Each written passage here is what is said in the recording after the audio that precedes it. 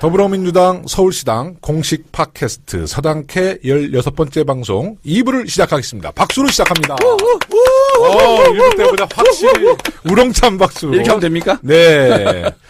1부에서 예고해드린 대로 2부에서는 당내 경선에 치열한 경쟁을 마치고 이젠 대선 승리라는 하나의 목표로 힘을 모으고 계시는 분들 모시고 대동단결 특집 방송을 진행하도록 하겠습니다. 1부에도 참석 못했던 이제 우리 박주민 의원님이 오고 계시는데요. 아직 스튜디오에 도착을 안 했습니다. 그래서 이미 이제 도착하신 두 분을 좀 소개하겠습니다. 오늘 2부 주제 토크 함께 해주실 스페셜 게스트. 먼저 충남의 꽃미남, 충남의 젊은 피로 떠오르고 계신 더불어민주당의 꽃보다 남자 F4. 충남 아산시를 이끌고 계신 우리 강훈식 의원님 모셨습니다. 안녕하세요. 네, 반갑습니다. 이게 충남의 꽃미남 부담스럽네요. 그건 아니고요. 그냥 네. 충남 아산을 국회의원 강훈식입니다. 반갑습니다. 저는 뭐 매일 보는데 볼 때마다 정말 잘생겼다는 생각이 들어요. 부럽죠. 네. 아닙니다. 네. 정말로 부담스러운 말씀이십니다.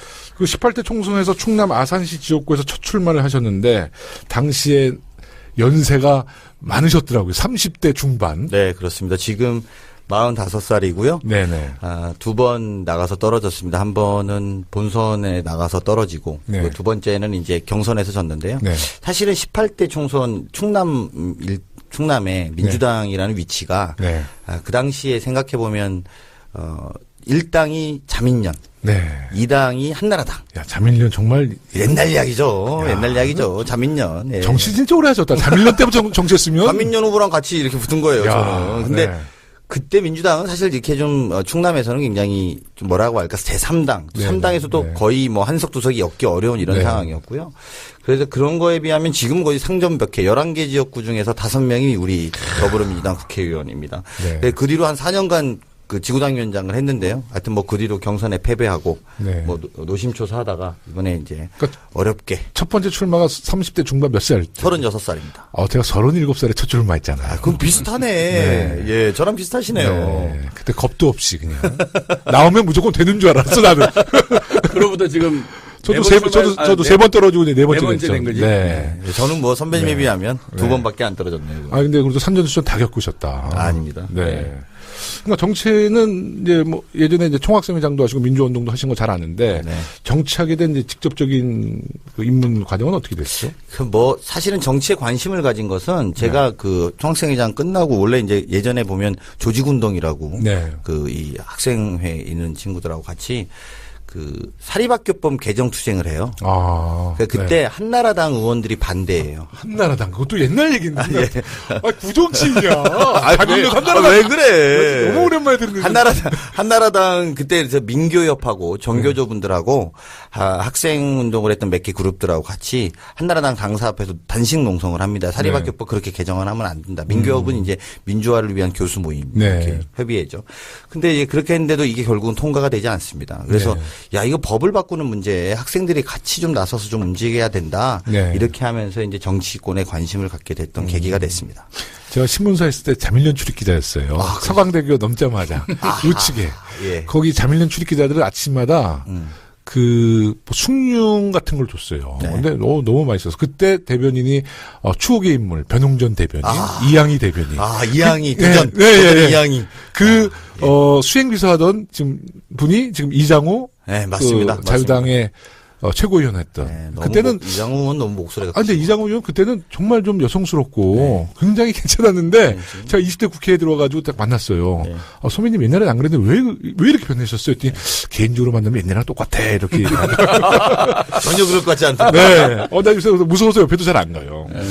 네, 이번 당내 경선에서 안희정 후보의 대변인으로 활약하셨는데요. 네. 짧은 기간 진행되었던 경선이지만 소중한 경험을 하셨는데 네. 당내 경선을 마친 후 소감이 어떠세요? 저도 정치 입문을 시작해서는 이제 누군가의 보좌관으로 이렇게 생활을 했어요. 네. 그때 이제 사실 제 가장 큰 고민은 내가 모시는 분은 대통령이 안 되는데 대통령 모신 사람들은 어떤가 이렇게 하고 봤더니 안희정이라는 사람이 노무현 대통령을 만들지 않았습니까? 네. 그리고 나서 사실은 모두가 환호할 때 누군가는 그거를 짐을 지고 감옥을 대신 갔었죠. 네. 그래서 그 사람이 그 다음에 어떡하나 이렇게 좀 지켜봤어요. 네. 그랬더니 이제 아니나 다를까 논산에서 출마하려고 했었는데 네. 뭐라고 할까요? 과거의 범죄 경력, 즉, 네. 그 노무현 대통령 선거를 치르고 감옥 간 그것을 문제 삼아서 출마를 좌절했죠. 네. 그 뒤로 최고위원에 출마를 합니다. 네. 그때 안희정 전 지사가 최고위원이 돼서 네. 저한테 저는 이제 지구당 위원장일 때 네. 강훈식 위원장 우리 젊은 세대 정치를 좀 해보자 이렇게 저한테 여러 번 이야기를 했고 그 뒤로 첫 번째 도지사 선거를 할 때요. 네. 2010년인가요? 첫 네. 번째 도지사 선거를 할 때 제가 전략기획 총괄을 맡아가지고 그 당시에 전략을 총괄을 했었고요. 네. 그래서 이제 뭐 아무튼 그런 인연으로 네. 충청권의 안 지사를 좀 도왔는데 선거 과정 원체 치열하게 붙었죠. 우리가 뭐 문재인 후보와 안희정 후보 또 이재명 후보가 거의 예선이 본선이다. 네. 그래서 예선이 본선이라는 생각으로 아주 치열하게 붙었기 때문에 네. 많은 분들이 걱정하셨어요. 네. 이 상처를 잘 봉합할 수 있을까? 네. 이렇게 치열하게 하는데 이런 걱정을 하셨는데 그럼에도 불구하고 아주 뭐 아름다운 마무리를 한 것 아닌가. 저도 그렇게 평가합니다. 네. 그래서 소중한 경험이다. 네. 그리고 이게 당내 경선에서 큰 의미가 있었다. 네. 결국은 보면 뭐라고 할까? 같은 도장에 태권도 대표 선수를 뽑는 과정이잖아요. 그렇죠. 그럼 이제 치고받고 한번 한 거죠. 근데 문재인 후보가 돌려차기 잘하던데 안희정 지사가 돌려차기를 못하더라고. 그래서 진 것 같아요. 그러니까 좀 네. 돌려차기를 부족했던 것 같아요. 네. 그래서 하여튼 뭐 그러다 보니까 상처는 좀 있지만 네. 그럼에도 우리 도장의 대표 선수를 우리는 문재인 후보로 뽑은 것이고 그럼요. 그리고 이제 그 대표 선수를 이제 우리 응원하는 심정 네. 그리고 또 스태프들은 같이 가서 그 스텝이 돼서 일하는 그런 아름다운 선거였다. 네. 저는 이렇게 생각합니다. 100% 동감합니다. 그럼 또 한 분의 스페셜 게스트 소개해드리겠습니다. 민주당의 절대 열세 지역이었던 곳에서 파란을 일으키며 20대 국회에 입성한 분이죠. 뚝심의 사나이 역시 미남이시고 항상 젊었을 때는 뭐 최고의 미남이라고 자화자찬하셨던 아무나 다 미남이라고 하는구나. 제가 자화자찬한 적 없습니다. 예, 경기 분당 의뢰 아무나? 김병욱 의원님 나오셨습니다. 안녕하세요. 네, 안녕하세요. 네. 분당을의 김배욱입니다. 진짜 잘생기셨어. 눈썹도 진하시고. 눈썹은 자신 있어요. 네, 또 사모님도 굉장히 미인이시고. 다들 그러시는데 네. 제 입으로 말 못하겠습니다. 원래 CC예요? 그렇지. 같은 학교 CC가 아니고 네. 동아리. 순간 헷갈렸어. 다른 동아리. 데서 보라고. 내가 보니까 순간 헷갈렸어. 이거 생방 아닌가? 이거 터지면 21대 보장 못 뭐 받지. 그랬다고 그래도 다시 아니라고 하시는 거 지금은 대학교에 법학과, 네. 대학교 법학과 여학생들이 많아요. 네. 근데 우리 학교 다닐 때만 해도 네. 법학과 공대는 여학생이 거의 전무하는 시절이에요. 네. 그래서 내가 4학년 때 우리 법대 동아리를 만들었어요. 네. 한울이라고. 네. 그리고 동아리를 만들어서 하는데 네. 이 남학생들만 있으니까 재미가 없잖아. 그래서 우리 여대에다가 레터를 보냈어요. 네. 러브레터가 아닌 네. 동아리 같이 하자. 네. 그래서 이제 우리 와이프가 다니는 여대에서 이제 레터가 온 거죠. 네, 그래서 네, 이제 네. 동아리 활동하면서 친구에서 이성으로 이제 발전했습니다. 그 사실 분당이라는 지역이 우리 민주당으로서는 굉장히 열세 지역인데요. 작년 선거 승리를 예상하셨어요? 초반에는 뭐 예상하고 도전하기보다는 어렵지만 열심히 하자. 네. 그렇게 하다가 선거 중반쯤 넘어가서는 가능성이 있겠네. 네. 그런 생각을 많이 했습니다. 바닥의 민심이 조금씩 변하고 있다는 것을 제가 체감하기 시작했죠.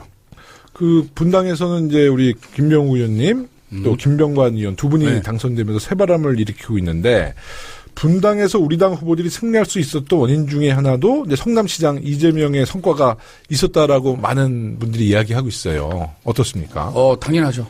특히 우리가 원외위원장을 저는 오래 했는데 네. 원외위원장이 이제 우리 강혜원도 알겠지만 참 서글프거든요. 네. 어디 가도 인사도 제대로 못 받고 네. 특히 마이크를 잘 안 줘. 네. 현역은 주는데 원회 때 전태도 그 얘기 많이 했었어. 이제 우리 둘이서 맨날 그 얘기했잖아. 서대문은 주는데 왜 안 주냐고. 근데 이재명 시장이 시장되고 나니까 네. 그게 사실 맞거든요. 맞죠. 빼어간 거죠. 당연하죠. 어차피 국회의원도 지역에서는 지역위원장이니까 네, 네, 네. 여야 가릴 것 없이 네. 자기 의견 얘기할 수 있는 기회 주고 네. 서로 인사하고 악수하고 이래야 되는데 네. 기존에 이제 모 당에서는 그렇게 안 해온 거죠 사실은. 맞죠. 지금은 우리 당이 새누리당 안 주는 거 아니에요? 지금? 자유한국당. 우리는 다 줍니다. 자유한국당. 네, 우리는 다 줍니다. 네. 너무 그리고 반대. 안 주면 내가 주라 그래요. 저도 원회 때 그러니까 그 당시 새누리당 구청장인데 마이크를 안 주는 거예요. 근데 오히려 저는 그러면 뭐 에너지가 생겨서 이제 딱 공식 인사 딱 끝나면 저는 그냥 구두로 안녕하세요 김용호입니다라고 막 제가 소리 질렀어. 이재명 시장이 그랬어요. 네. 이재명 시장. 그러면 걔네도 굉장히 쫄아. 내가 그러고 그냥 막 정말 씩씩하게 막 인사한 기억이 있는데 우리 구청장 들어오고 나서는 정말 새누리당 의원들 다 마이크 주죠. 근데 현역이 떨어지니까 안 나타나더라고요 생사장에. 네네. 예. 네. 자유한국당의 네. 현역 의원이 저한테 졌잖아요. 그래서 원외 당원 협의회장이라 그러나 네. 저쪽 당은. 네. 근데 행사장이 거의 안 나타나요. 근데 우리 김병욱 의원님은 고향이 경남 산청이신데 언제부터 분당으로 나는 자리 옮기셨어요? 그 다른 사람들하고 얘기를 하면 그 얘기를 많이 해요. 야, 꼭 정치하려면 왜 분당에 네가 왔냐. 근데 제가 정치하려고 분당을 간 게 아니고 우리 아들 교육 때문에. 그리고 우리 아들이 건강이 안 좋았어요. 천식하고 아토피가 있었는데 그랬어요. 제가 분당 오기 전에 경기도 김포에 있었어요. 네. 왜 김포를 가게 됐냐면 네. 김포에 있어서 김두관 의원이랑 경선했거든요. 네. 그 제가 우리 와이프한테 결혼하기 전에 네. 결혼 10년 이내에 강남에 집 사주겠다. 네. 그런 달콤한 약속을 했었어요. 강남에 집을 사주겠다. 근데 제가 되나 그게. 네. 근데 그때 김포 신도시가 개발됐는데 네. 우리 와이프가 그러는 거예요. 네. 김포도 강남이니까 네. 김포라도 가자. 그래서 소박한 꿈을 얘기하더라고요. 네. 그래서 제가 강남에 위치한 김포에다가 아파트 사고 네. 거기서 좀 재미나게 지내다가 아들만 둘인데 네. 둘 다 아토피하고 천식이 좀 심해요. 그래요? 근데 김포가 의외로 산이 없더라고요. 네. 자기는 좋은데 또 그래서 공장지대도 많고. 예, 공장도 많고 그래서 생각보다 조금 그래서 제가 이제 분당으로 우리 네. 애들 교육을 위해서 뭐 좀 상대적으로 공기도 맑고 네, 네. 교육 환경 좋은 이제 분당으로 네. 이사 오면서 자연스럽게 제가 개혁당 활동을 하게 됐어요.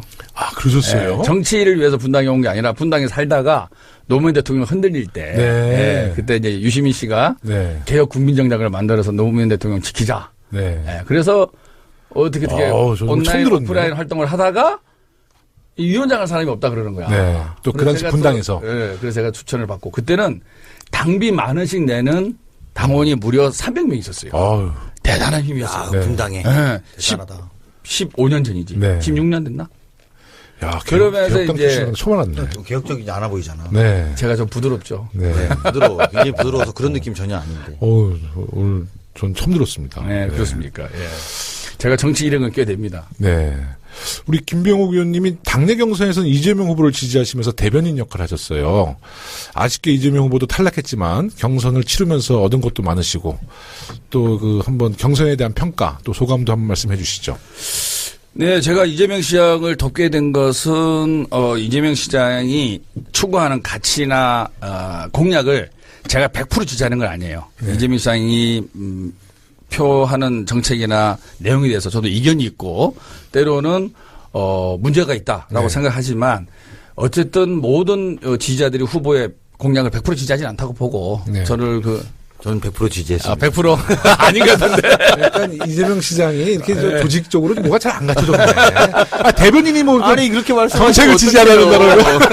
제 말씀은 뭐냐면은 네. 정치인은 기본적으로 자세가 중요하다고 생각을 해요. 네, 네, 네. 이재명 시장이 걸어온 길을 제가 그래도 한 10년을 봐왔어요. 성남에서. 네, 네. 성남에서 10년을 봐왔고 2011년 시장이 될 때 네. 그때 내가 정치가 조금 피곤해서 네. 쉬고 있었어요. 네. 근데 우리 집을 2번인가 찾아와서 그래요. 예, 이번에 자기가 시장을 출마할 테니 꼭 좀 도와달라. 그래서 우리 지역위원회가 좀 문제가 있었는데 네. 저보고 지역위원장을 좀 맡아서 네. 자기를 서포트 해달라. 이제 그런 네. 이제 부탁을 제가 받았죠. 네, 네, 그 당시는 이재명 시장이 여론상으로는 앞서 있었는데 네. 당내 포지션상으로는 좀 불리한 위치에 있었어요. 네, 네, 네. 근데 제가 이재명 시장이 그 어떤 하고자 하는 의지 네. 그리고 어떤 그 자기를 희생하면서 봉사하려고 하는 뜻 네. 예, 이런 것들이 참 바람직해서 네. 제가 그 간청을 받아서 네. 다시 정치를 시작하게 된 계기가 됐고 그것으로 인해서 제가 이제 선대본부장을 맡으면서 직접적으로 이재명 시장을 도와주게 된 거죠. 그러니까 이제 그 인연이 이번 대선 예, 경선 그렇죠. 과정에도 이어졌군요. 예, 그리고 이제 2015년 또 네. 시장 선거도 같이 뛰면서 이렇게 네. 하여튼 이제 문재인 후보가 이제 확정이 됐어요. 그래서 이제 그것에 대한 소감도 한번 말씀해 주시죠.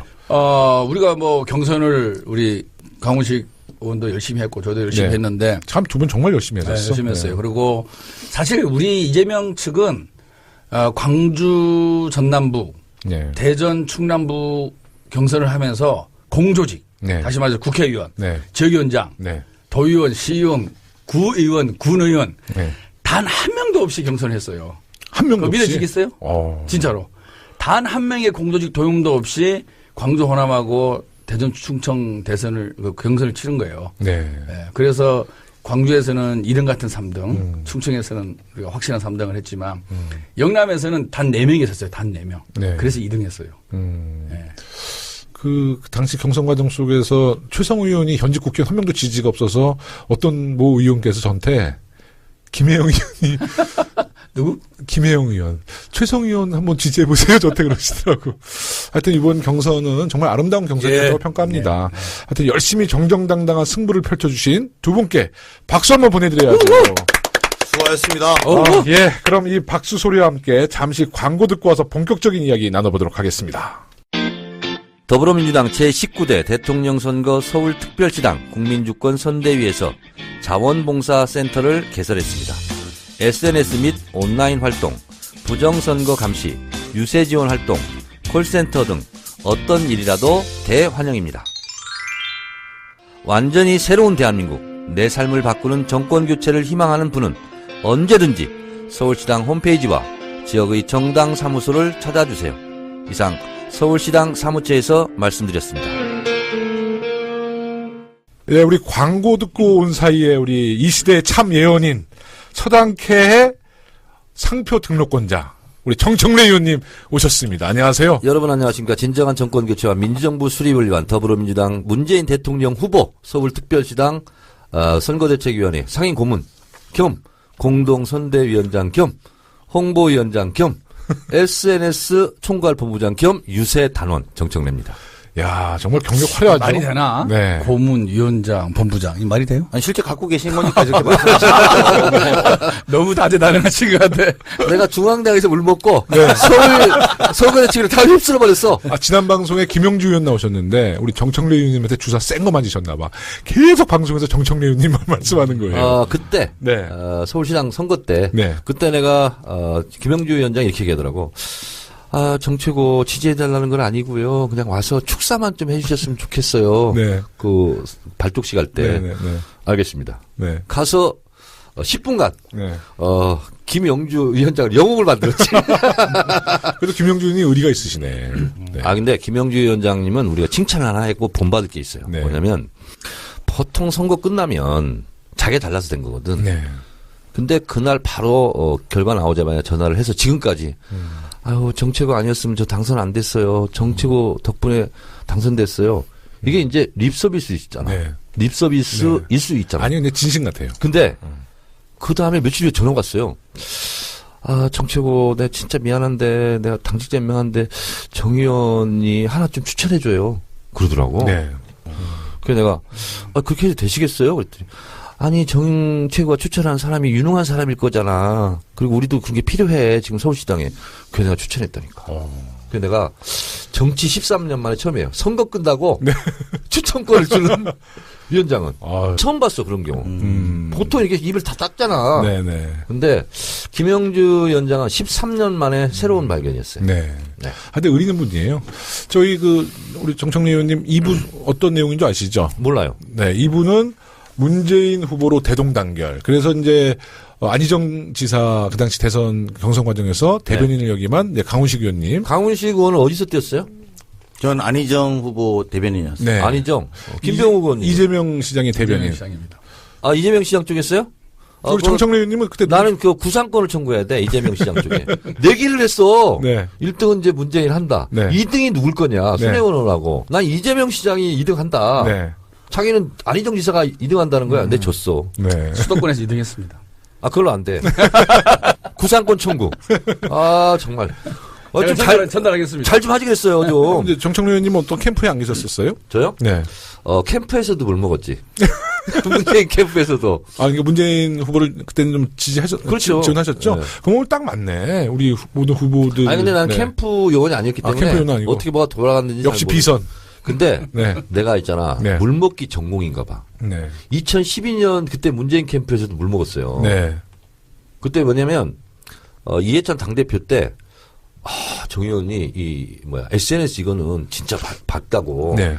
내가 오바마 캠프 벤치마킹 해가지고 그대로 딱 하자고 그랬거든. 그래서 임명을 살짝 받았어. 6개월 네. 전에. 근데 연락이 없어. 임명장이 없고. 그래서 물 먹었어. 그 이번에 또 두 번 연봉거포 물 먹었어. 네. 그래서 내가 난 물만 먹고 살 수 없다. 고기도 먹어야 된다. 네. 그래서 서울시장 가서 고기 막 파먹고 있어야 뭐 된다. 서울시장은 완전히 장악하신 것 같아요. 장악했어 그냥. 네, 다 완전 끝났어 장악. 이제. 네. 끝났어 이제. 하여튼 19대 대선을 위한 이제 통합선대위 구성이 거의 마무리가 됐어요. 우리 강훈식 의원님은 통합선대위에 지금 어떤 직책 맡으세요? 전 대변인. 아, 대변인. 네. 김명우 의원님은요? 네, 저도 대변인. 야, 아 강훈식 대변인. 네. 야 뉴스룸에 나와서 야 강훈식 저렇게 잘할 수가 있냐. 아입니다. 야, 부끄럽습니다. 그래서 안희정이 2등 했구나. 이재명 시장 쪽에 저런 사람 없을 텐데. 그래가지고 대놓고 막 얘기하시네. 막 자랑을 해. 그래가지고 내가 한마디 했지. 내가 다 가르쳐서 그래. 그럼 맞습니다. 민족건대 후배야. 그래서 그랬군요. 이렇게. 네. 정청래 선배는 제가 대학 때부터 알던 선배입니다. 아, 대학생 때도. 네. 네.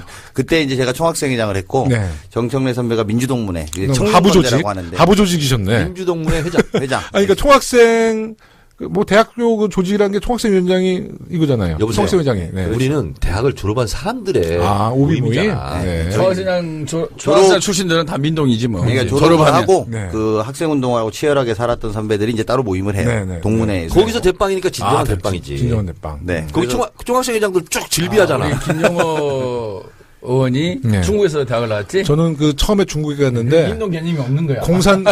제가 중국 사람 같다고, 뭐 이렇게 니 따이완 따쉐 이민다 추선마? 발음이 좀. 출신. 네? 출선. 我是北京大学毕业. 베이징 따쉐. 네. 我是人民大学留学生.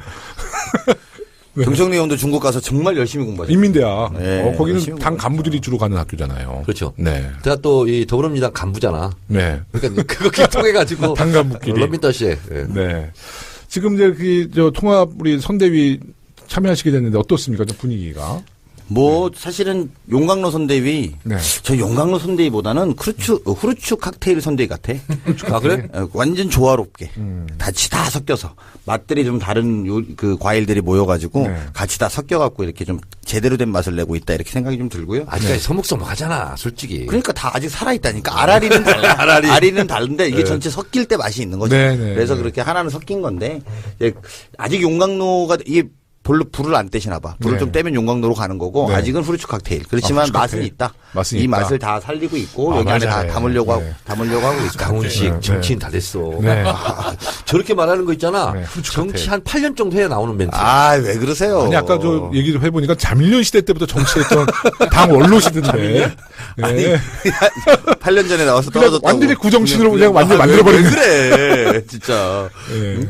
그래서 네. 사실은 아직은 알알이 맛이 좀 다르지만 이게 어쨌든 섞이는 맛이 있다. 그래서 네. 제가 볼 때는 뭐 말씀대로 화학적 결합할 때는 이게 근데 또 선거라는 게 아시겠지만 같이 경기를 하는 거잖아요. 게임을 하는 거잖아요. 게임이라고 네. 표현하면 좀 적절하지 않을 수 있지만 네. 전쟁을 치르는 거잖아요. 네. 그러면 완전히 이제 전후회를 뭉치는 건데 그 과정은 좀 필요할 것 같아요. 네. 근데 그럼에도 불구하고 다양한 맛이 하나의 좋은 맛으로 지금 나고 있는 것 아니냐. 저는 이렇게 평가하고 있습니다. 그 용광로 선대위 얘기 나왔으니까 네, 네. 우리 무르보님이 당선되고 나서 아마 첫 공개 일정이 그 광양 제투소 간 거 아닌가요? 기억 안 나요? 내 기억은 그러신 것 그런데. 같아요. 네. 그래서 제가 그때 언론을 통해서 봤을 때 그래도 새로운 모습으로 출발하겠다는 의지를 강하게 표시하시는구나. 어지? 벌써 임금이 된 거야? 어지? 네. 그래서 저는 되게 좋게 봤습니다. 그래서 아마 우리 강 의원 얘기했듯이 처음에는 조금 각자가 맛을 내고 하지만 그 통 안에서 이렇게 섞이다 보면 그래서 오늘 금방. 오늘 방송 되게 중요한 것 같아요. 이 지금 방송? 이제 언론 보도에 의하면 지금 이제 안희정 지사를 돕던 또 일부 지지자들이 지금 안철수한테 갔다. 뭐 이재명 시장을 도왔던 일부 지지자들이 이제 또 안철수한테 갔다 이런 보도 나오잖아요. 근데 정말 그 캠프에서 가장 중추적인 역할을 하셨던 두 분이 오셔서 당의 화합을 얘기한다는 것은 우리 청취자들이 들을 때는 굉장히 좋은 반응이 있을 것 같아요. 근데 뭐 그거 사실은 일시적인 현상이라고 볼 수밖에 네. 없어요. 어제 뭐 아까 제가 모두에 잠깐 그런 이야기 드렸지만 이게 우리 도장의 대표 선수를 뽑는 거잖아요. 그러면 네. 얼마나 치고받고 하는 겁니까? 네. 지금 근데 근데 사실 제대로 치고받고 다녔어. 신삼철 시대가 열렸다고 그러던데? 신삼철 시대. 네. 확인 안 된 얘기 하지 마세요. 문재인 대표 진영에 네. 양정철, 네. 이재명 시장 진영의 장형철, DY에. 그리고 안희정 지사의 진영의 윤원철. 이게 비서실 부실장들이래요. 아니 안희정 지사의 윤원철은 상황실장이었어요. 정확한 용어는. 그러니까 핵심. 그 캠프에서 핵심적이라는 말은 맞죠. 음. 네. 그래서 잘 됐다. 이렇게 원래 비서실이 똘똘 뭉치거든. 먼저. 뭉쳐야 돼. 지금 그 이재명 시장 안희정 지사는 이제 경선 이후에 지금 문재인 후보로 좀 우리 화합하자는 메시지를 계속 던지고 계시잖아요. 아, 그렇죠. 네. 아니 그리고 실제로 저 같은 케이스는 그 경선 끝나고 바로 제가 알기로는 문재인 캠프에서 안희정 지사한테 요청을 했어요. 네. 강훈식 대변인을 좀 대변인으로 좀 하겠다. 그렇게 하고 저한테 안 지사의 오케이가 났다. 그러니까 좀 도와주라 이렇게 연락이 네. 오고 그리고 조금 있다가 안 지사가 전화가 오더라고요. 네. 그래서 와서 좀 도와주라. 근데 사실은 아무래도 저도 사람인지라 네. 어디 선거 졌는데 오늘 가서 도와주라 그러면 그게 예스 알겠습니다 이렇게 잘 안 되잖아요. 네. 그래서 사실은 제가 좀 뭐 바로 마음이 그렇게 될까 좀 고민 좀 해보겠습니다 그랬더니 바로 안 지사가 이런 지하에 그러시면 안 되고 우리가 크게 다 대동단결하자. 그래서 또 그 대의를 우리가 또 봐야지만 또 우리 당이 그런 풍토를 만들어야지만 되지 않느냐라고 네. 저를 이야기하시는데 저는 사실 그 말이 전적으로 맞다고 생각합니다. 네, 그럼요. 그리고 나서 바로 그 다음날 이제 갔더니 또 출연하라고 그래서 아까 우리 정청래 의원이 말씀 뉴스룸에 출연하라고 그래서 잘했어. 바로 출연했습니다. 네. 그때 정말 논리적으로 아주 잘하시더라고. 네. 뭐 제가 다 정청래 의원한테 배웠습니다. 내가 다 가르치는 그럼 좀 후배한테 좀 잘해주세요. 뭐 한번 밥이라도 사주고. 알았어. 선거 유세 지원도 안 왔어. 내가 몇 번을 요청했는데. 요새 원해잖아요, 원해. 원해가 돈이 있어요. 선거 때 좀 후배 원하는 번역들이 사야지. 맞죠? 여보세요. 후배는 꼭 챙겨주십시오. 언제 안 갔다고 지금 따지고 있는 거야? 저 당선될 때 아까 김영준 이야기하셔서 생각이 나더라고. 왜 나한테는 안 왔고 김영준은 갔다는 거 저렇게 말씀하시지? 이렇게. 언제 그때 뭐 했나? 아유, 덕헌 유세단이 아산에 왔는데 정청래 의원만 전북을 가신 거야. 그때 총선 때? 그러니까요. 정청래 김병호한테는 못 갔어. 아니, 근데. 요청 안 했어요. 바쁘실까? 저는 요청을 했어. 저는 하루 요청을- 바쁘셔서 요청 그러니까 안 정청래 했어요. 의원님 오시면 그냥 막 치고 들어와야 돼. 안 들어오면 우리가 말할 기회가 없어. 그건 그래. 치고 들어오세요, 빨리. 근데 우리가 경선을 거치면서 네네. 항상 뭐 어느 캠프에 누가 떨어져 나가고 일부가 덜 도와주고 이런 얘기를 하잖아요. 근데 저는 생각해요. 경선 3명이 붙으면 1+1+1이 3이 돼야 되는데 네네. 사실 우리 다 정치해봤잖아요. 3 안 돼요. 저는 2.5만 돼도 잘 됐다 생각해. 그래서 나는 오히려 떨어나간 부분을 생각하지 말고 그래도 거의 80~90%가 모여있다. 그거를 부각을 하는 게 경선 참여하는 사람들의 자세라고 보고 그렇게 했을 때 우리가 승리가 된다. 저는 생각이 좀 다릅니다. 약간 앙금이 있는데. 저는 이거 앙금이 있어. 아니 1더하기 박혀 있어. 나는 3.5. 아니, 물을 맞으면 어떻게 물을 이제 마시다가. 방송사 하나 써, 지금. 안 보여서 그렇지. 물을 품었네? 김병호 의원이? 1더하기 1+1은 3.5가 되는 노력을 해야 되는 그게 거지. 이제 우리의 가와서적인 일인데 1+1을 몇이 된다고? 3.5. 그렇게 얘기하지 마시고. 4? 110일이 된다고 얘기했어. 111. 역시 이게 정말 배워야 돼. 네. 청래 형은 이런 부분에서 따라갈 수가 없어. 111! 좋습니다. 네. 동의하시는 거죠? 자, 그럼 111로 합의를 보자고. 네, 111로 콜. 아니, 근데 어저께 보니까 이제 문 후보의 부인이신 김정숙 여사랑 이재명 시장의 부인이신 김혜경 여사가 광주에서 함께 봉사활동을 하는데 너무 보기 좋더라고요. 네. 어떻게 생각하세요? 당연한 거죠. 그리고 이재명 시장 캠프에서도 우리가 언제 모였죠? 수요일도 우리끼리 모이고 금요일도 모이고 했는데 이재명 시장이 뭐 이런 거 다 떠나서 네. 무조건 도와주는 거로 가야 된다. 네. 그리고 이종걸 의원이 그 전에 입장문을 발표했잖아요. 네. 그 통합선대위 발족하기 전에. 그 문제 그래서, 있었어. 네, 이종걸. 좀 잘하지. 그래서 우리가 그날 저녁에 모여갖고 네. 이재명 시장하고 식사를 하면서 서운하지만 우리가 당의 승리를 위해서 함께 갑시다. 그래서 우리 의원들 다 모여갖고 박수 짝짝짝 치고 그 다음날 이종걸 형님 회의 들어가는 걸 해서 네. 회의에서 다 털고 잘하셨네. 출발했습니다. 종걸리. 네. 좀 껄쩍지근했지만 그 훗날 잘했어. 잘했어요. 그리고 종걸이 네. 형님의 뜻은 뭐냐면은 아까 얘기한 대로 좀 더 잘 시너지가 나게끔 잘하자. 네네. 그런 차원에서 선대를 이렇게 꾸미자라는 거였지. 그럼요. 선대 자체를 선대 자체에 이견이 있거나 네네네. 늦게 출발하기를 원하거나 이런 건 전혀 아니었고. 네. 뜻은 선대- 좋은데 예. 표현을 잘 못해. 이정구로 의원님 표현을 잘 못하죠, 약간. 표현을 잘 못해. 착해서 그래. 그래. 착해서 네, 그래. 네, 네. 우리 밥 먹을 때는 항상 이종걸한테 내가 그러지. 이종걸 왜 안 먹고 가만히 있어? 밥 먹어. 종걸. 이종걸 왜 안 먹어? 지금 이종걸 위원장님 열심히 하고 계십니다. 아니, 네. 어저께 보도해 보니까 그 문재인 후보 측에서 안희정 지사 지방선거 출마하지 말고 좀 도와달라는 이야기가 어떻게 보도에 나왔었어요. 혹시 보셨어요? 그렇죠. 그런 보도가 있었죠. 그러니까 그만큼 안희정 후보의 어떤 지지와 그런 것이 좀 절실한 것 같아요. 아니 뭐 여러 측면으로 보면 안 지사의 입장은 충분히 밝혔고 또 당연히 다 합쳐서 힘을 합쳐서 해야 되고 또 문재인 후보의 선거의 승리를 당연히 바라죠. 근데 충남지사를 그만두는 건 좀 다른 문제인 것 같아요. 그럼요. 충청남도 전체에 미치는 영향이 크기 맞습니다. 때문에. 근데 이제 그 충남에 오셔갖고 문재인 대표가 저녁에 같이 저녁에 만찬을 한번 하시고 다음날 아침에 충남도에 또 방문하시고 그래서 여러 가지 뜻을 뭐 기자들뿐만 아니라 캠프원들한테 굉장히 강력하게 안지사는 뜻을 밝혔어요. 근데 도정을 그만둘 문제는 굉장히 위험한 문제예요. 사실 충남도지사 입장에서 보면. 그렇죠. 그리고 그런 게 좀 곤란하지. 예, 사실은 충청남도 전체가 또 반대로는 어떻게 되는 거야. 사실은 충남이 예전에 생각해 보시면 이명박 대통령 때요.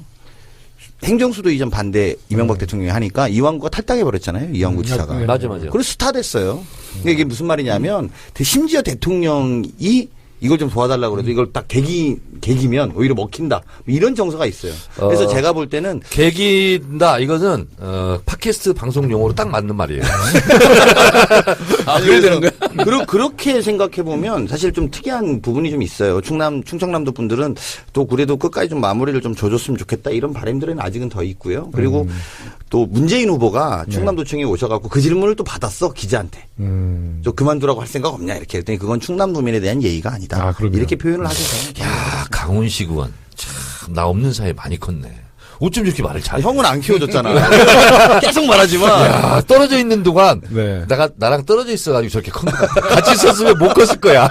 오늘 괜찮았어. 말 잘하고. 아마 안희정 생각이 좋아. 지사님이 민선 도지사 중에서는 최초의 야당 출신 도지사죠? 충남에서는. 네, 충남에서 아마 그게 충남에서 큰 부담이 될 그렇고. 것 같아. 왜냐하면 우리 김두관 지사님 케이스를 보더라도 네네. 그때도 아마 경남 도지사 중에서 민선 도지사 중에서 최초의 야당 출신 도지사일 거예요, 그죠? 네. 김두관 지사가 네. 그만두고 하는 바람에 그러면서 홍준표가 들어왔잖아. 예, 역풍이 불고 이런 우리가 경험이 있기 때문에 아마 안희정 도지사도 선택하기가 성남시장도 저희 성남시장은 우리가 김병양 시장님도 있었고 계셨구나. 좀 야당이긴 충남은 네. 약간 네. 야당 봤는데 네. 충남은 네. 우리 그건 아마 어렸을 때 좀 특성이 있을 것 정성모 도지사 민선. 네. 제가 아까 오시기 전에 이야기했어요. 네. 자민련이 1당.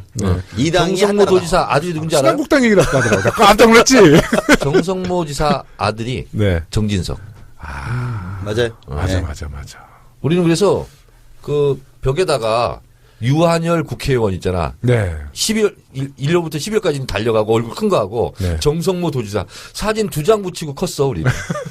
그 아직 경선 패배 아픔에 조금 아직 그 충격에서 못 벗어나는 우리 지지자분들, 안희정 지사를 지지했던 분, 또 이재명 시장을 지지했던 분들 계세요. 그분들을 위해서라도 우리 두 의원님들 좀 한 말씀 해주시죠.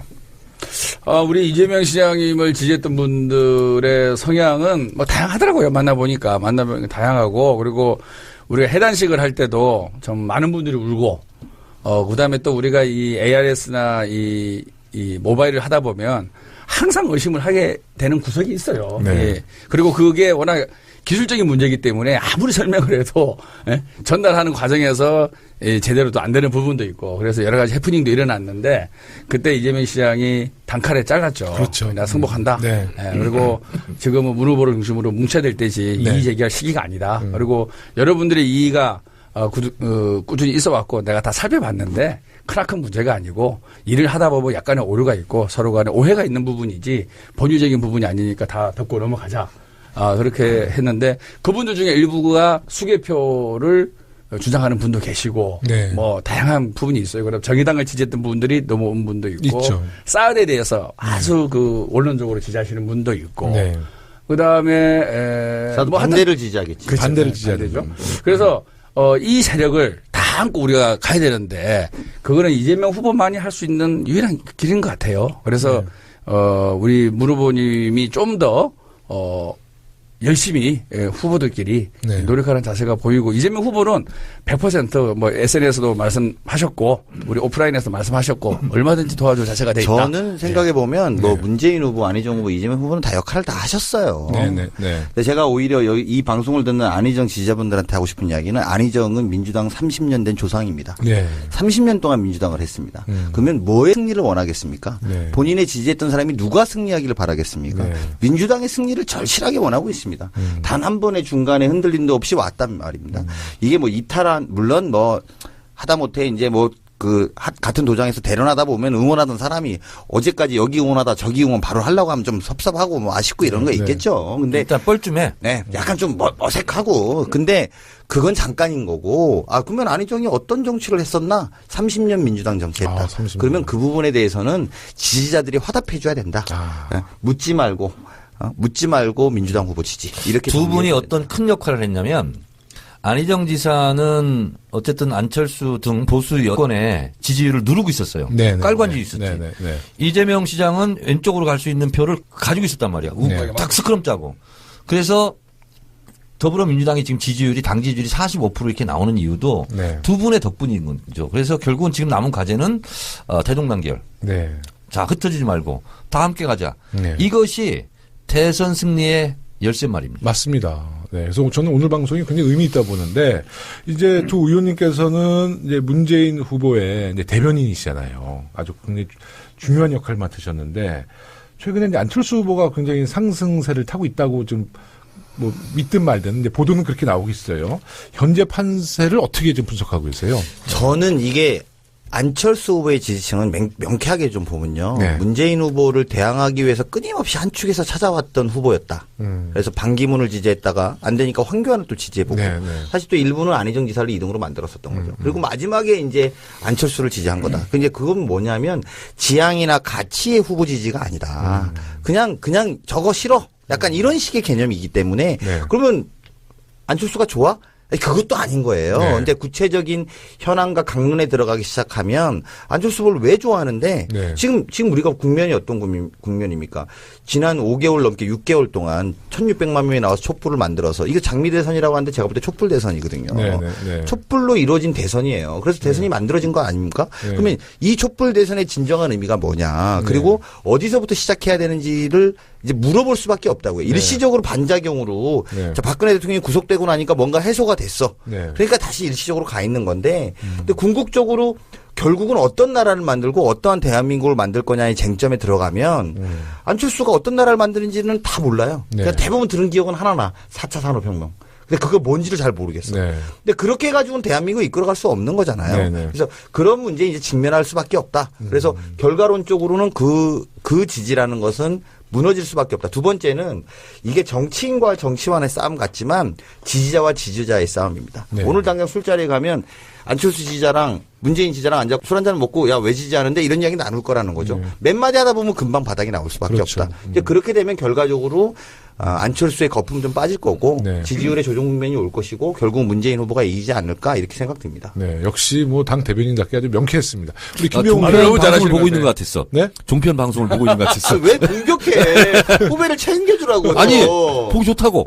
진짜. 텔레비 보고 있는 것 같았어. 네, 우리 김병훈 의원님 어떻게 평가하세요? 우리 강 의원이 정말 명확하게 분석 잘해 주셨는데 조금 아쉬운 거는 네. 우리를 지지했던 사람들 중에 일부가 경선 이후에 네네. 안철수로도 정권교체 가능하다. 안철수가 되더라도 정권교체다. 라고 하는 층이 분명히 있는 건 사실이에요. 우리가 회피하려 하지 말고 특히 이제 호남의 여론조사를 보면 그게 분명히 존재하거든요. 그래서 정말로 사람이 바뀌는 게 또는 일부 세력만 바뀌는 게 정권교체가 아니라 국민의 삶과 질을 바꿀 수 있는 정권교체 누구를 통해서 가능한지 그런 부분에서 우리가 지속적으로 논리적으로 과학적으로 잘 설명해 나가는 노력이 네. 우리 당의 노력도 필요하다는 거죠. 네. 우리가 그냥 안철수 지지 세력들은 무조건 누구를 대통령 만들기 싫어하는 세력들이 모인 이합 집산이고 조만간은 꺼질 것이다. 그것도 하나의 분석이 맞다고 봐요. 네, 근데 네. 우리는 네. 위기감과 경각심을 갖고 네.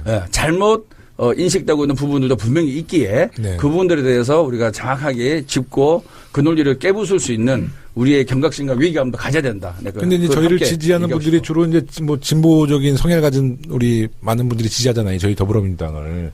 그런데 이제 처음에 이제 안철수 대표가 예전에는 새정치민주연합의 대표였기 때문에 진보적인 인사로 많은 분들이 봤다가 최근에 저 반기문 지지하는 모임 뭐 반딧불에서도 지금 안철수 후보 지지하고 또 조선일보 출신의 이제 조갑재 선생이 또 안철수 지지했잖아요. 그러면서 이 양상이 안철수 후보가 결국은 이제 보수 후보처럼 좀 비춰지고 있어요. 그거에 대해서 네. 제가 학술적으로 설명하겠습니다. 네. 미국의 데니얼 카너먼이라고 2002년 노벨 경제학상을 수상하신 분이 있습니다. 이분이 네. 주창한 것이 행동경제학이고요. 행동경제. 이분의 제자뻘이 누구냐 미국 듀크대 지금 8년생인가 그래요. 굉장히 유명한 행동경제학의 세계 최고의 권위자인데 댄 에리얼리 교수가 있습니다. 이분이 주창한 것이 미끼 효과거든요. 네. 뭐냐면 지속적으로 지금 1, 2년 동안 계속 반문재인 얘기한 거예요. 네. 미끼 효과가 뭐냐면 장동건하고 배용준하고 둘 다 파티장에서 누구를 파트너로 정할 거냐 그러면 5대5가 나온다는 거예요. 네. 근데 장동건의 비슷한 얼굴로 찌그러진 모습을 계속 같이 붙여놓은 거야. 네. 거기는 0%야. 그래서 역시 5대5가 나오는데 네. 갑자기 그걸 딱 들이대잖아. 그러면 장동건을 안 찍고 배용준을 찍는 거예요. 그 반사 효과로. 네네. 그래서 지금은 문재인을 계속 그렇게 만들었다는 거예요. 네. 그래서 그것이 일시적으로 착시 현상인데 패스트 싱킹 하면은 네. 바로 25대 75가 나오는데 네. 딥 싱킹을 하잖아요. 네, 네. 그럼 원래대로 돌아간다는 거거든요. 이론이. 네네. 그래서 지금의 안철수 지지 현상은 네. 지금까지 끊임없이 문재인을 공격한 거에 대한 반사효과지 실제로 안철수를 지지하는 고정 지지층이 아니란 얘기예요. 네. 행동 경제 학상 뭐 그럴 수 봤을 때. 있어요. 네. 그래서 이 거품은 이제 금방 이제 사그라든다 하는 거고 또 하나 제가 오늘 굉장히 희망적인 걸 봤는데 대선 후보 등록 일날 지지도가 이제 나옵니다. 지지. 네. 근데 그 지지율이 한 번도 지금까지 87년 이후에 바뀐 적이 없습니다. 네. 그대로 쭉 갑니다. 아, 그래요? 근데 리얼미터가 오늘 발표했죠. 네.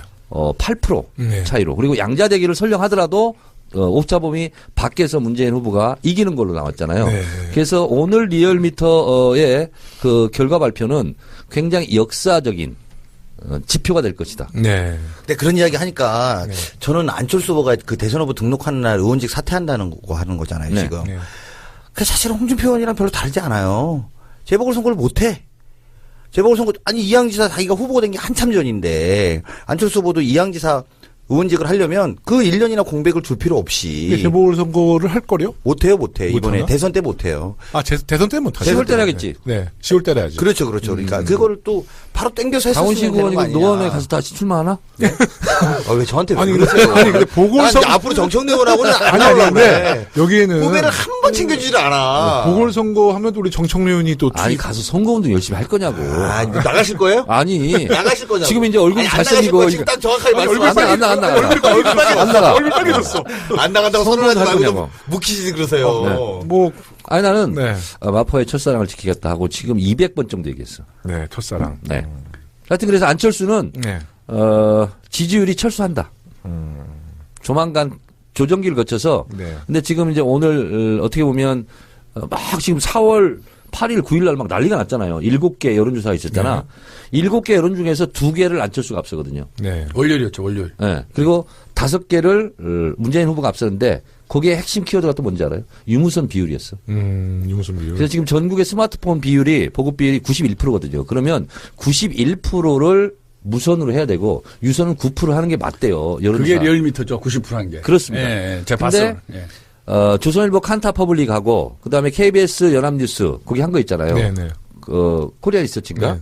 거기 보니까 유선 비율을 거의 50%로 했어요. 아, 유선 비율. 그래서 40에서 5. 그렇죠. 어떤 거는 40이고 어떤 건 그럼 50. 안심번호 좀 한번 하지. 근데 유선 비율을 10% 높일 때마다 3% 정도 차이가 난대요. 지지율이. 오늘 JTBC 한 거는 퍼센트지 혹시 않아요? 그럼 어제 했죠. 어제 나왔 어제 그건가? 0.3% 지는 걸로 나왔어요. 지는 걸로 그래서 나왔죠. 그거나도 그 조사 결과를 못 봤는데. 근데 이제 그 아까 일부에서도 말씀을 드렸는데 문재인 후보는 이제 지난번 대선 후보였잖아요. 그래서 검증이 어느 정도 다 마무리된 상태고 이제 안철수 후보의 검증이 이제 지금부터 시작이잖아요. 뭐 지금 얘기 들어보니까 사실 검증할 게 굉장히 많이 나온다는 거예요. 그래서 사실 검증이 시작되면 이 거품은 빠질 수 있다라고 많은 분들이 분석하고 있어요. 지금까지 검증이 무풍지대 있었던 거잖아요. 그래서 이제 국민의당 경선 과정 있잖아요. 뭐 잣대기 했다, 불법 동원했다. 그거는 우리 김병우 의원님 어떻게 평가하세요? 정확하게 이렇게 표현하는 게 맞죠. 그거를 가지고 우리 당이 네거티브 했다는데 전 그게 적절치 않다. 생각해보면 네. 찻대기는 전남 성관이가 고발한 거예요. 네네. 그다음에 특정 종교를 좀 말해서 네네. 그런데 그 종교 이야기는 내부 제보입니다. 네네. 조폭 누르는 건 네티즌 제보예요. 네네. 그러니까 정확하게 이걸 갖고 우리는 그런 문제가 나오니까 네. 우리 당의 대변인들이나 또는 부대변인이 논평을 낼 수밖에 문제 제기를 할 수밖에 없잖아요. 없죠. 그건 네. 나오고 있는데 근데 네. 마치 그걸 우리가 네거티브하는 것처럼 만드는 것 자체가 저는 네거티브다. 네네. 네거티브 한다고 네거티브 한다. 그러니까 이렇게 보는 거고 네. 오히려 전남 성관이나 광주 성관에 잘 해명하고 네. 네티즌한테 잘 설명하고 네. 그다음에 내부 제보 나온 사람들한테 설명 잘 해라. 안철수가. 저는 그런 입장을 가지는 게 맞다고 근데 봅니다. 내가 하나 잡은 거 있어. 박지원 당대표 있잖아. 2천만 원 벌금. 네. 과태료. 네. 그거 내가 트위터 날렸어. 우리 청래당 있잖아요. 네. 청래당 게시판에 봤더니, 총재님, 지금 박지원 대표가 이거 날렸는데 이거 선거법 위반이고 누가 고발했대요. 그래가지고 그래? 1시에 봤어. 1시 반에. 이거 딱 걸렸네요. 네. 그래가지고 2천만 원 물었어요. 그 리트윗이 한 얼마나 나오던가요? 뭐가? 그 이제 트위터에다가 그 글을 올리니까 리트윗. 제가요? 네. 제가 하는 거 한 1000리트윗 나오죠. 1000리트윗. 근데 네거티브가 아니라 이건 검증이라는 것이 어쨌든 우리 당이 했든 안 했든 간에 조폭하고 사진은 찍을 수 있어요. 근데 그 조폭 중에 한 명이 렌터카 업자라는 거야. 그 렌터카에서 사람을 실어날랐다는 의혹이에요. 네. 그러니까 그것이 심각한 거고. 그러니까 조폭이 뭐 사진 찍을 수도 있고 악수할 수도 있고 같이 뭐 밥도 먹을 수 있지. 그건 문제가 아니야. 그 이후에 문제이고.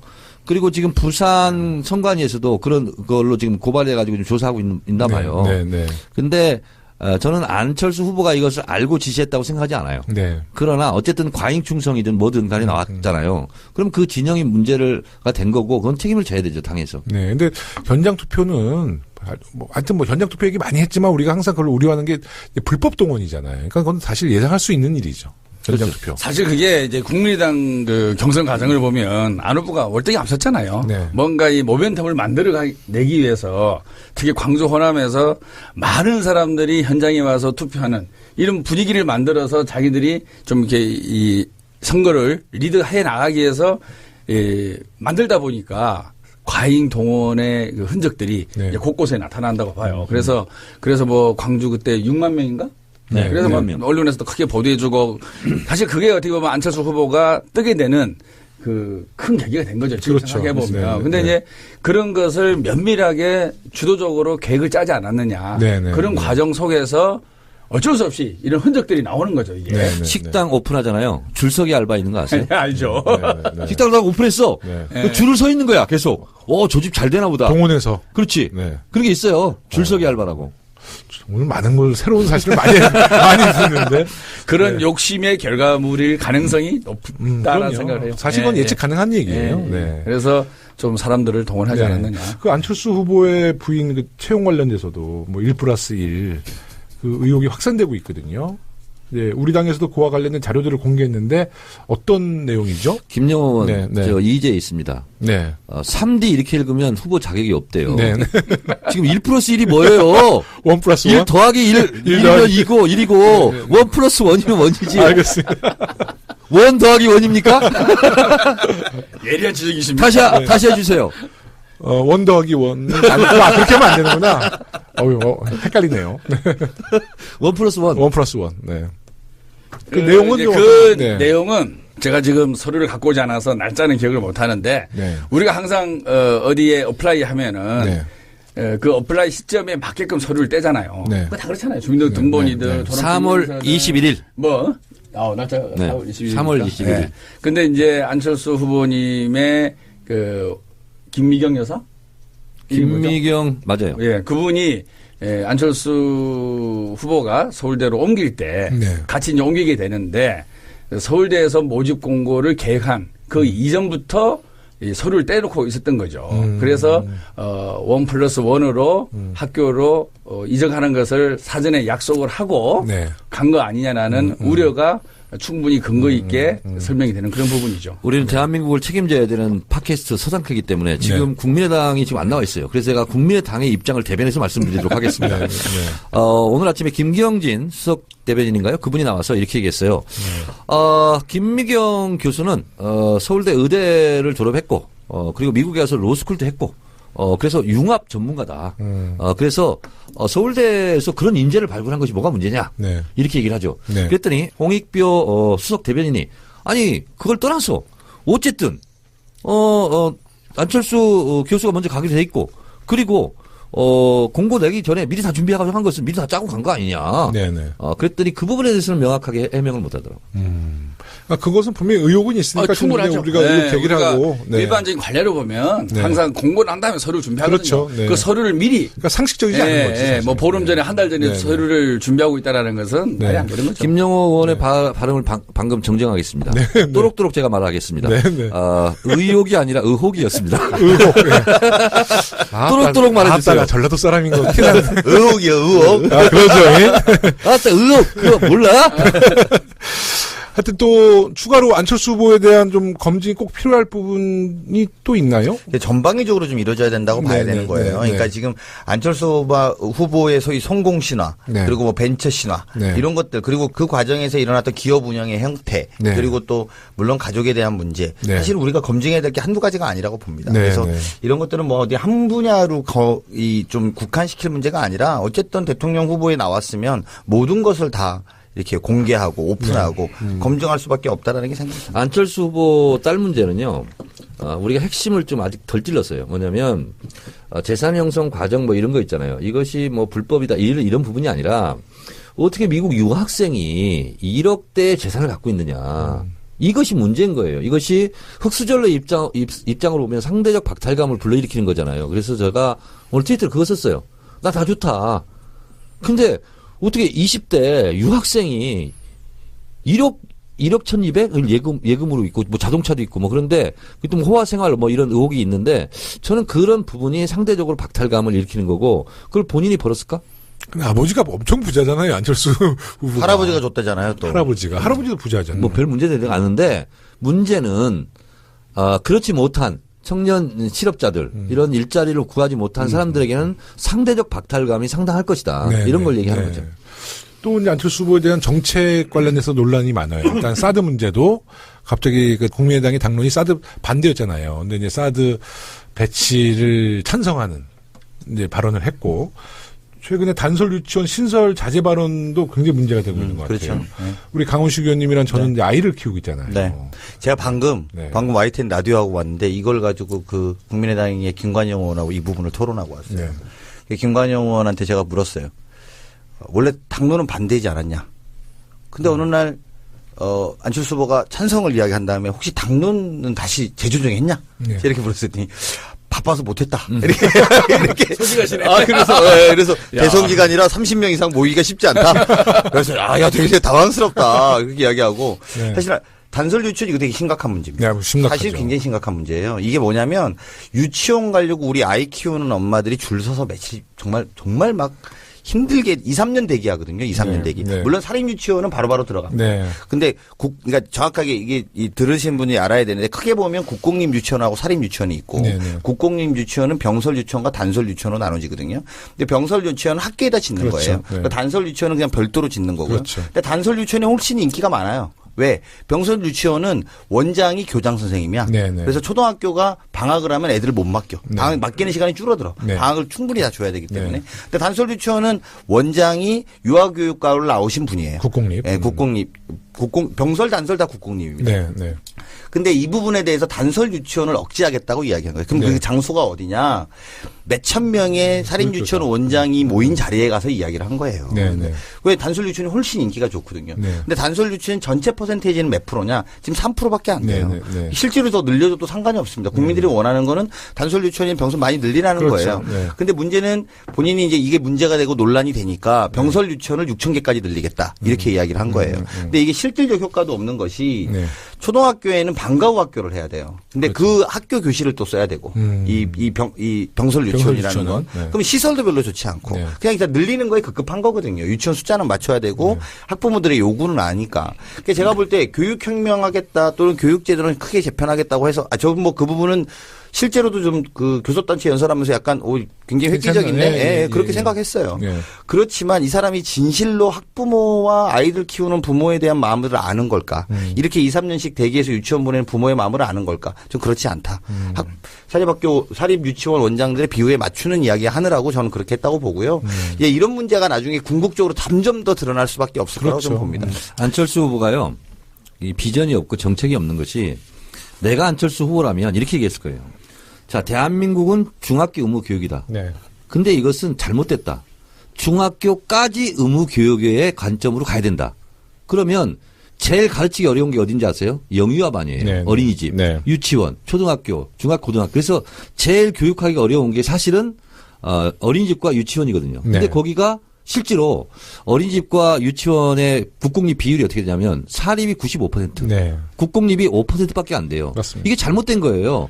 이걸 전체를 다 국공립으로 가야 되는 거예요. 네. 그래서 이 부분도 그 질이라든가 이런 부분도 다 평균화 시켜야 되거든요. 네. 근데 거기서 어느 한쪽에 표를 얻고자 상대방을 좀 반대하는 듯한 네. 그리고 거기에 못을 박는 이 기본이 안 돼인 거예요. 이거. 그래서 병설이다 단설이다도 중요하지만 실제로는 우리 보육 문제, 교육 문제는 국가가 책임을 져야 되는 거예요. 의무적으로. 근데 중학교 의무교육을 해놓고 초등학교 중학교만 의무교육이야. 이 잘못된 개념이에요. 밑에까지 쫙 어린이집부터 유치원까지 거기까지 다 의무교육화 한다는 관점에서 보육 있잖아요. 보육 문제 이거를 국가가 책임진다고 하는 거. 박근혜가 얘기했다 지금 못했잖아요. 그럼요. 나라만 하겠다 이렇게 얘기해야지. 근데 제가 사실 현장의 목소리를 좀 들려드리자면 제가 이제 올해 51살인데 제가 47에 첫애를 낳았잖아요. 우리 아이가 지금 5살이에요.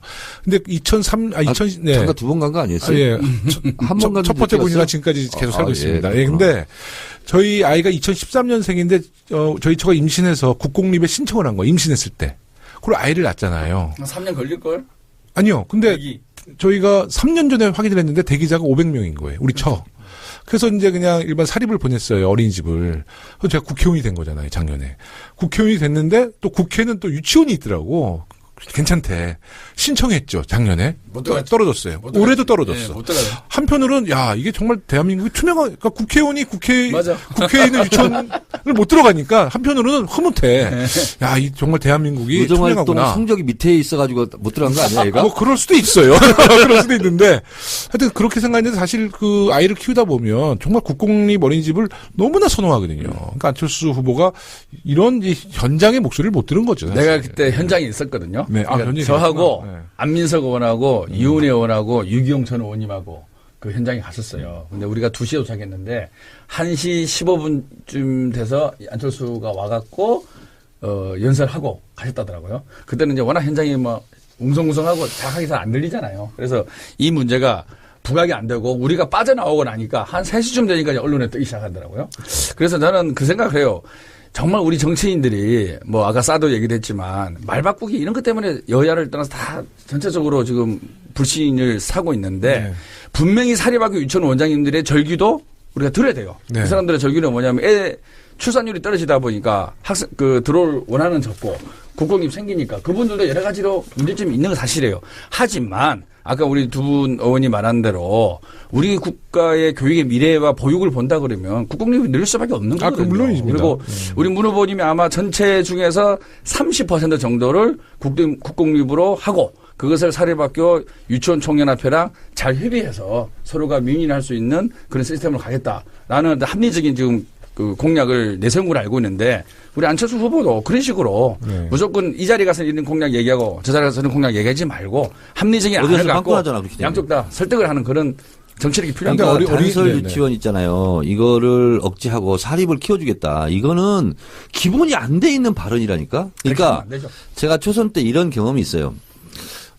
제가 문강의를 했는데 어떻게 하다가 그 어린이집 그 하고 교육 보건복지 이렇게 같이 하려다 보니까 그때 사립 어린이집 유치원 원장들이 와가지고 하소연을 하더라고요.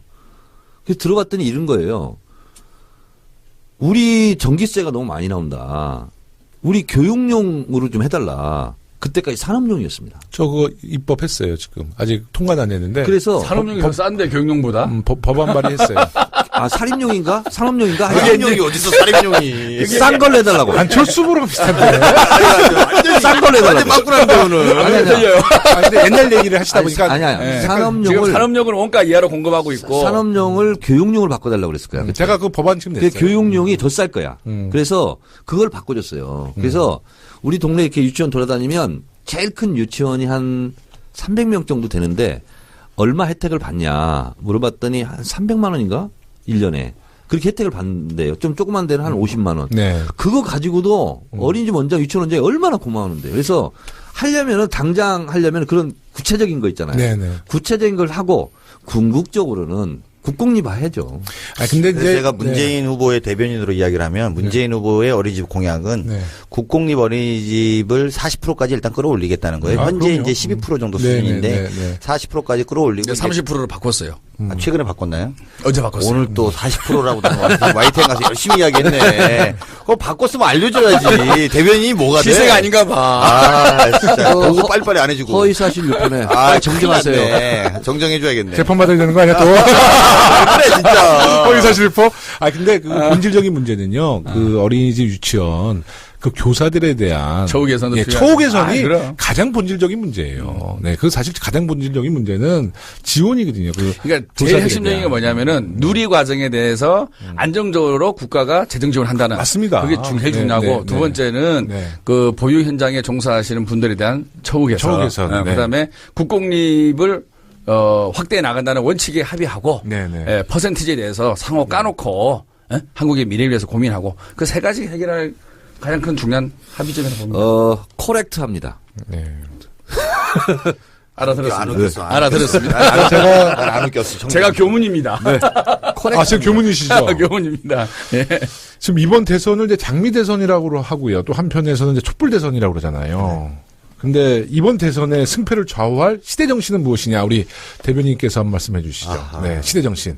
이게 지금 촛불 대선 아까 이제 제가 그런 이야기 촛불 대선 이야기 좀 했는데요. 네. 촛불 대선의 결과의 끝에 사실 촛불 대선 대통령 탄핵 구속 이런 이후에 지금 외교 문제까지 굉장히 안팎으로 어려운 상황이잖아요. 네, 네. 그러니까 이런 상황에서 누가 더 안정적 국가 또 인수위 없이 대통령 해야 됩니다. 네. 바로 그러면서 외교 문제 처리하고 또 이 혼란한 전국을 수습해 나가야 되거든요. 네. 저는 누가 더 안정적인 국정 운영을 할 수 있느냐가 굉장히 중요한 누가 준비를 했느냐 그거죠, 그러니까. 누가 더 준비되어 있는 후보냐 이게 굉장히 중요할 수밖에 없고 아니면 더 불안한 상태를 더 가야 됩니다. 네. 이 뭐 안철수 후보 40석 가지고 예를 들면 뭐 하나 법안 통과하려도 3분의 2의 선진화법에 걸려 있는 거잖아요. 네. 민주당이 안 하면 안 되는 겁니다. 네. 그럼 민주당을 기반으로 해서 뭘 움직여도 움직여질 수밖에 없는 것이고 네. 또 문재인 후보가 지난 4년 동안 가장 잘 준비되어 있는 후보 아니냐. 안철수 후보에 비하면 훨씬 준비가 많이 되어 있다. 네. 이런 측면에 보면 촛불 대선 이후에 이 민심을 좀 수습할 수 있고 네. 안정적 국가 운영을 할 수 있는 사람한테 기회가 주어져야 된다. 네. 뭐 이런 생각이 들고요. 특히나 뭐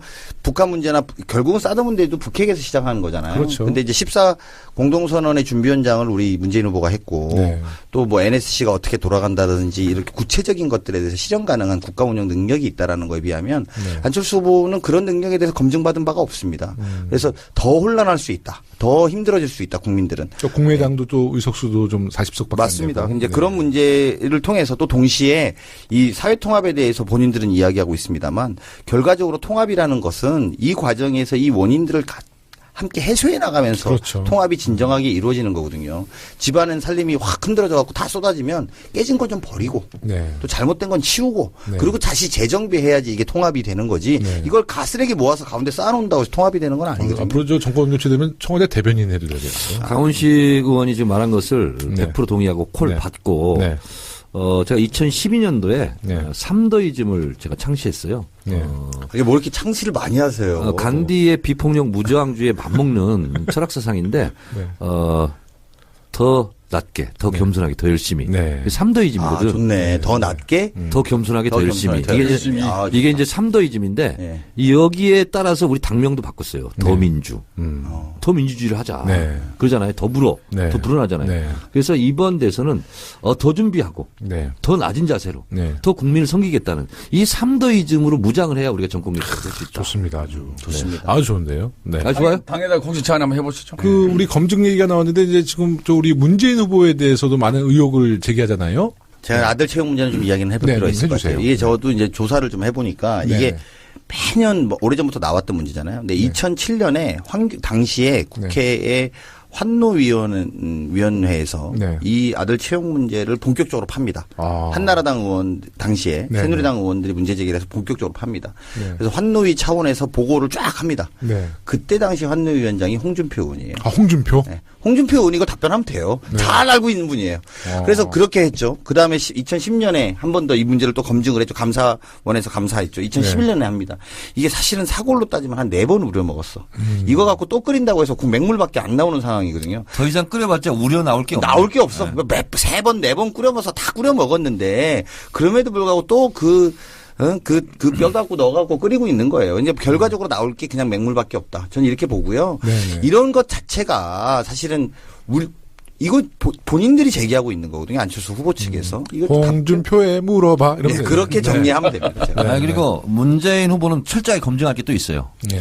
사람이 왜 이렇게 겸손하냐? 네. 왜 이렇게 그 선한 눈빛이냐? 겸손함을 이런 인정하자. 거는 왜 그렇게 됐는지 우리가 검증을 좀 해봐야 되는 거. 철저하게 검증하죠. 철저하게. 네.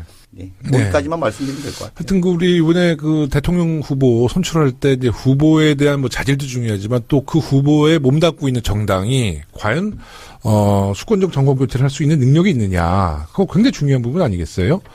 네. 그 사실은 제가 뭐 아까도 모두에 잠깐 말씀드렸는데 수권 능력이라는 것은 굉장히 준비한 팀만 할 수 있습니다. 네. 근데 이제 그 준비 안 돼 있는 팀들이 수권 능력을 가졌다라고 전 약간 유능하다고 이야기할 때 약간 야, 무슨 근거로 저렇게 말할까 도대체. 그리고 네. 실제로 국회와 청와대, 예를 들면 행정부, 또 입법부가 혼연일체가 되어서 이 어려운 난국들을 수습하기도 바쁜데 제가 볼 땐 국회 와갖고 계속 이야기만 하다가 또 뭔가 관찰 안 된다고 또 더민주를 지금 국민의당이 없다고 지금 너무 일방적으로 더불어민주당 입장만 얘기하는데 제가 잠깐. 제 대변인인데 뭐 어떡합니까, 안철수 그러면? 후보의 입장을 제가 네. 대변하도록 하겠습니다. 네. 안철수 목소리로. 네.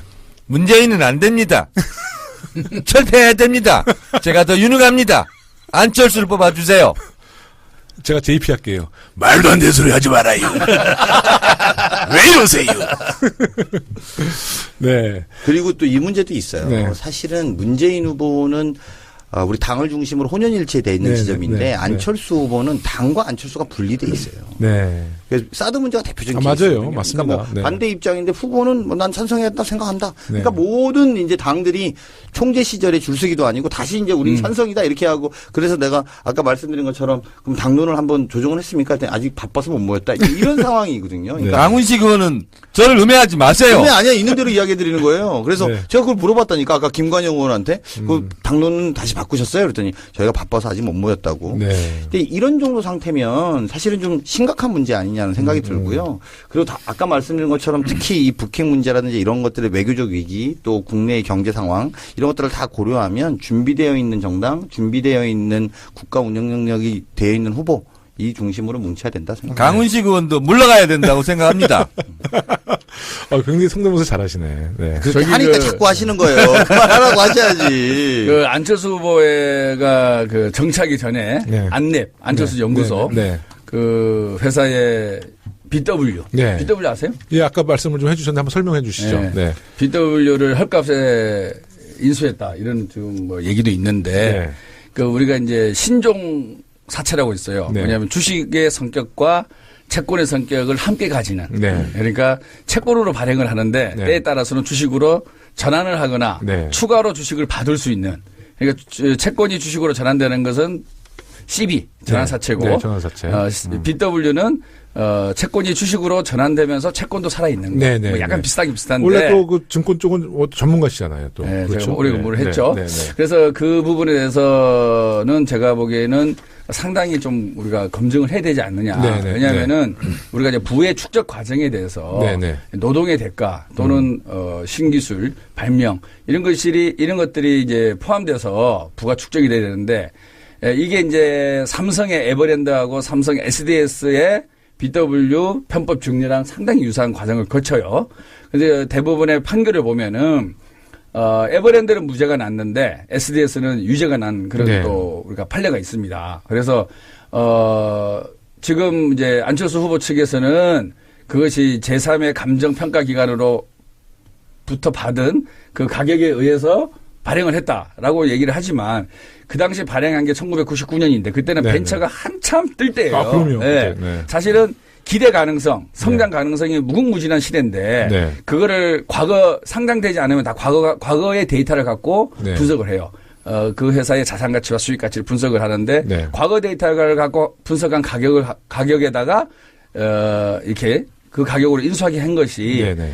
어차피 내년 내후년에 성장이 뻔할 것이 보인단 말이야. 네, 그렇죠. 근데 그걸 갖고 과거 데이터를 갖고 이 가격이 평가기관에서 만들어 온 가격이니까 이 네. 가격으로 내가 인수했으니까 나는 문제가 없다. 네. 물론 법률적으로는 그럴 수 있어요. 네, 네. 하지만은 누가 보더라도 그 당시에 벤처의 성장 속도 네. 그리고 이 주식이나 채권을 발행한다는 것은 기업이 필요한 자금을 조달하는 거예요. 그렇죠. 근데 그 당시에 내 기억에 안철수 연구소가 꽤 흑자를 내고 있는 과정이었어요. 사실 큰 자금이 필요 없는 그 시점인데. 그때 주식 투자했죠, 거기다가. 예? 왜 이렇게 잘 알아? 아유, 저는 투자 안 했어요. 진짜 전문가야. 전혀 그 기업의 입장에서는 자금이 필요하지 않는데. 거의 딜러 수준인데. 누가 보더라도 실제로. 누구 하더라도 안철수의 지배 구조를 공고히 하기 위한 저가 편법의 인수라고 충분히 오해 살 만한 실제로 전문가예요. 이분은. 그런 그 요인은 분명히 있는 것 같아요. 그래서 이것이 법적으로 어떤지 또 공소시효가 어떤지 그거는 이제 별도의 문제고 팩트 체크 해봐야겠네요. 별도의 문제고 대통령이 되겠다는 사람의 재산 형성 과정에 있어서 너무 과하게 이렇게 편법으로 혜택을 재산 부분이 형성 있다 과정이. 그러면 네네. 그거는 정말 짚고 넘어가야 되지 않느냐. 예. 갑자기 토마토 뉴스 됐어요. 부끄럽습니다. 부끄럽습니다. 그만하세요. 근데 아마 법적으로는 네. 아마 이게 딱 잘라서 1하기가 쉽지 않을 것 같아요. 김명우 의원님 투자해고 그때 손실이 좀 있었던 것 같아요. 그런가요? 네. 이제 방송을 좀 마칠 시간이 됐는데 그 박주민 의원님 1부 때, 2부 때 지금 계속 출연한다고 그랬는데 지금 문자가 왔어요. 박주민 의원님이. 그 세월호 관련된 강연을 전북 지역에서 지금 하고 계시다가 기차표 예매를 좀 늦게 해서 지금 오고 계신 중인데 우리 방송 끝날 때까지 도착을 못 하실 것 같아요. 그래서 박주민 아쉽습니다. 의원님을 대신해서 오기 전에 끝내요. 네, 청취자 여러분께 사과의 말씀드리고 다음 주에는 우리 박주민 의원님 지금 꼭 누가 듣고 있나요? 네, 출연할 수 있도록 하겠습니다. 하여튼 박주민 의원님 좀 세월호 강연 중이시고 하여튼 요새 세월호 문제 때문에 굉장히 바쁘시니까 화이팅 한번 해주시죠. 박주민 의원님. 네. 네. 이제 서당캐 16번째 방송 2부도 마칠 시간이 되었습니다. 한 가지만 꼭 말하고 아니요, 싶은데. 근데 그 마지막 기회를 드려요. 마지막 네, 기회를 안 네. 하셔가지고. 청취자 여러분들께 예, 정말 이제 뭐 이거는 뭐 무한제니까 뭐 하고 싶은 말씀 아니, 다 뭐 하시죠. 말씀을 네. 많이 드리겠다는 게 아니라 네. 나는 빨리 가야 돼. 나 간 다음에 해. 빨리 끝내겠습니다. 네. 이번 대선은 준비되어 있고 안정적 국가 운영을 할 것인지 네. 아니면 제가 볼 때는 안랩 실험 대한민국을 만들 건지 하는 결정입니다. 안철수 거기가 안랩이잖아요. 네, 안랩. 근데 네. 진짜로 저는 대한민국을 또다시 실험의 위기로 만들 수 있다. 그러니까 안랩 대한민국을 만들 건지 그러니까 실험하는 야마 좋네. 안철수가 실험하는 대한민국을 만들 건지 아니면 준비되어 있는 대통령을 할 건지를 안랩 대한민국을 만들 것인지 형 또 거기다 말 만들지 마. 안랩 대한민국을 만들 것인지 만들지 마 좀. 그래서 준비된 대통령 그러니까 DJ의 선거 구호가 그 앞에다 준비된 더자를 대통령 붙여야지.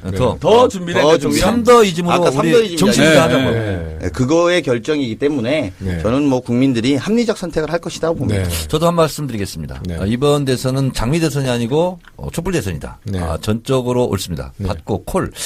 카네이션 대선으로 좀 만들자. 그래서 효도하고 나라고 하자. 그래서 부모님을 설득해달라. 그래서 토닥토닥 등도 두들겨 드리고 네. 그래서 아양도 떨고 네. 부모님 나 혼자 찍지 말고 부모님 손잡고 효도하면서 그래서 토닥토닥 두드림 운동 이걸 좀 하자. 서울시당에서 요새 슬로건으로 막 굉장히 띄우대요. 그랬습니까? 네네. 다행이네. 그 정청래 의원님이 만드신 거예요? 그렇다고 말하지 않을 수 없다라고 제가 제 입으로는 뭐라고 할 수 없습니다. 네, 우리 의원님. 네. 우리 그 문재인 후보의 지지율을 보고 있으면 네. 제가 희망을 갖는 게 네. 우리 안철수 후보가 더 젊고 더 4차 산업혁명을 얘기를 하는데도 불구하고 우리 문 후보님이 그래도 젊은 층의 지지를 꾸준히 받고 있고 그것들이 빠지지 않고 있는 모습을 보면서 좀 든든해요. 그래서 우리 미래를 여는 네. 정말 대통령 그리고 아까 말한 대로 준비된 대통령 그리고 일자리 대통령 네. 그래서 DJ와 노무현 정신을 제대로 개성해서 네. 정말 우리 미래의 비전과 희망을 주는 아마 대단한 대통령이 되지 않을까. 또 그걸 위해서 열심히 함께 네. 노력하겠습니다. 오늘은 이제 문재인 우리 대선 후보 캠프에 대변인 두 분, 우리 강훈식 대변인과 우리 김병욱 대변인 또 뭐죠? 그 참의원인 그 수식어가? 그건 너무나 많았어요. 다 할 수가 없고요. 네. 우리 정청래 이 의원님. 시대 참 국민. 이 시대의 참 예언인 정청래 의원님 예언이 끝까지 네, 함께 해주셔서 정말 감사드립니다. 명함 하나씩 드리겠습니다. 더불어민주당 서울시당 공식 팟캐스트 서당캐 16번째 방송 이것으로 마치겠습니다.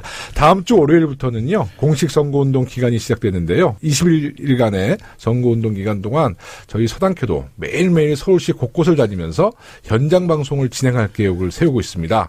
좀 더 국민과 가까이 그리고 매일 서당캐 방송을 들으실 수 있도록 준비해 보겠습니다. 그 서당캐는 이제 우리 정청래 의원님이 데일리 방송 이제 주도하실 후배를 좀 거고요. 챙겨주세요 이제. 네, 끝까지 청취해 주셔서 감사합니다. 네, 감사합니다. 네, 박수. 네. 강훈식 아주 잘했어요. 김병욱 의원님 이렇게 계시니까 네. 든든하고 네. 젊은 층의 지지가 높은 것은 이런 젊은 의원들이 열심히 해줬기 네. 때문에 네. 김병욱 나이가 의원님. 비슷해요. 알고 있어요. 65년 뱀띠 갑장이구만. 저는 모르는 것 빼고 다 압니다. 네. 감사합니다. 감사합니다. 감사합니다.